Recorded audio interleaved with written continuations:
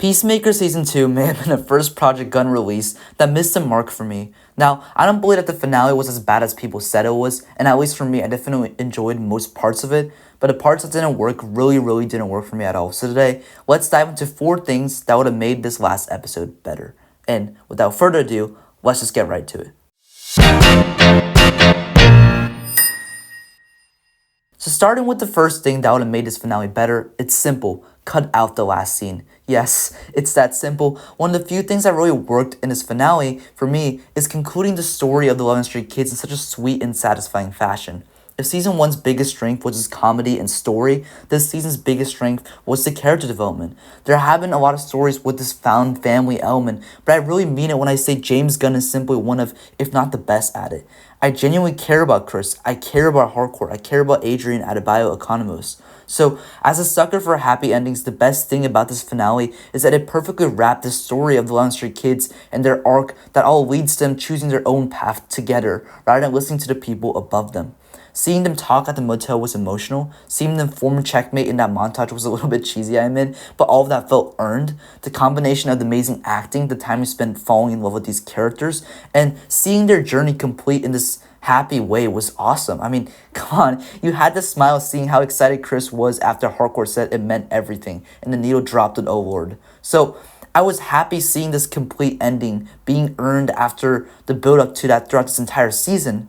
And then all of that was taken away with Salvation. It's just incredibly frustrating for me that Gunn found a need to replace that happy and earned ending that the entire season built up to and just yanked that ending away at the last minute. And the reason for this was just to effectively act as a post-credit scene that's teasing Man of Tomorrow that doesn't drop for another 2 years and other DC projects. I realized that Gunn confirmed that you can watch movies like Man of Tomorrow in the future, not expecting to watch Peacemaker Season 2, since the movie itself will explain it. And I also understand that in the end, we are watching a television show inside of a connected universe.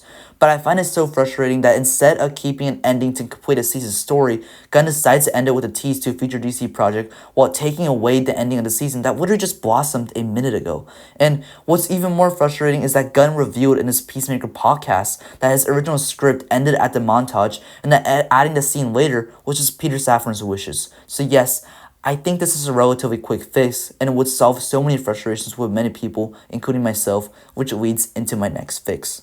Putting an emphasis on the characters, not the DCU setup. While I don't think the arc that we completed with the 11th Street Kids in this episode was terribly rushed, it just disappointed me so much that we had nearly an hour of screen time, and so much of that time was meandering with setup. Now, I'm not saying that we had to cut the entire Argus plotline, and I will discuss that later on, but we didn't have to dedicate so much time to fleshing out Salvation in this particular episode. We didn't have to see extended scenes of Flag pitching the idea of the prison in the Pentagon, and spending so much time with Bordeaux, Harcourt, and Economos investigating this matter instead of, building out their own arcs and completing that. Salvation could have easily been teased and set up for the future, I agree, but if that plotline was going to be central to a different DCU story eventually like Man of Tomorrow, devote the time for that then. It's just frustrating that episode 1 through 7 of the show was focused on delivering the story of Chris Smith and, the 11th Street Kids, and all of a sudden, in the finale of the season and possibly the entire show, we devote about half of the episode just setting up this plot device that's going to be used in a later movie. And honestly, that's just a bad decision. We could have fleshed out so much more with Chris's guilt with the murder or with the number of deaths surrounding his life, like with Keith and stuff. And we could have explored more with characters like Flora, like Judo Master was fleshed out in last week's episode. And it's just annoying that so much of this episode was setting up the plot device's Salvation so much that this episode almost felt like an episode out of a different season of Peacemaker. And moving on to the third thing that I felt like would have made this finale better, and this fix is more subjective for me, but I really feel like Flack Sr.'s primary motivation should have been to try and find an alternate version of his son. I mean, we know Rick is not exactly the smartest person in the DCU, but I really felt like once he discovered that there were alternate dimensions in the QUC, the thought of the opportunity of seeing his son popped up in his head at least once or twice.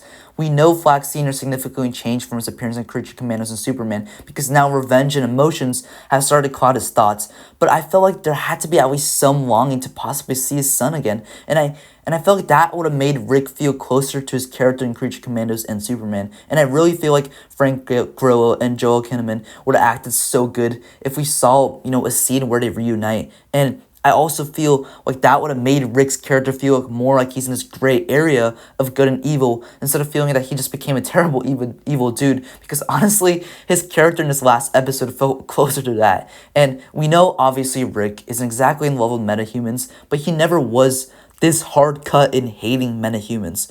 I feel like his motivations for creating this metahuman prison feel more thin than his goals of meeting an alternate version of himself. So yes, this fix is more subjective, but I feel like this would have been so much better because then I feel like Rick would feel more compelling, less downright evil like he's kind of portrayed in this episode, but also cut down a lot of the time setting up the DCU with salvation, like I said before, and then also making his arc in this season feel complete rather than just being a stepping stone for Man of Tomorrow.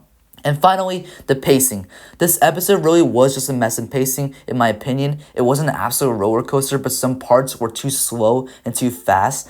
I love that we got to see Chris and Harcourt in the boat scenes, because that really felt like an excellent crescendo to the end of their arcs in this episode, but we really didn't need to see a full-length performance for Nelson and Foxy Shazam. The pacing could have been snappier, and those scenes really soaked up a lot of the runtime. And then, like I said before, less time with the QUC and more time with the 11th Stray Kids. And the second and third fix would have also directly, correlated with this issue I had. But I just want to point out that it really was a big, broad issue. And a lot of this episode felt so slow, which was a whiplash from the 30-minute episodes that we saw in previous weeks. So, yeah, overall, all my points all nailed down to focus more on completing the story that you've been building rather than setting up the wider feature in the DCU. And this is a statement that, honestly, I feel like I would have never said with a James Gunn project, but here we are. I don't think this episode was horrible as a lot of people are saying, because none of the scenes were terrible. I just felt like structurally this episode was a pretty weak finish to the season as a whole, and honestly that's a little disappointing. But those are my thoughts on how this episode could have improved. Let me know your thoughts on Peacemaker Season 2 down below in the comments, and make sure to like, subscribe, and turn on notifications for the channel. I have a goal of reaching 400 subscribers, and I really appreciate it if you help me reach that goal. I'm Owen, this is Owen Talks Movies. Thanks for watching so much. Bye.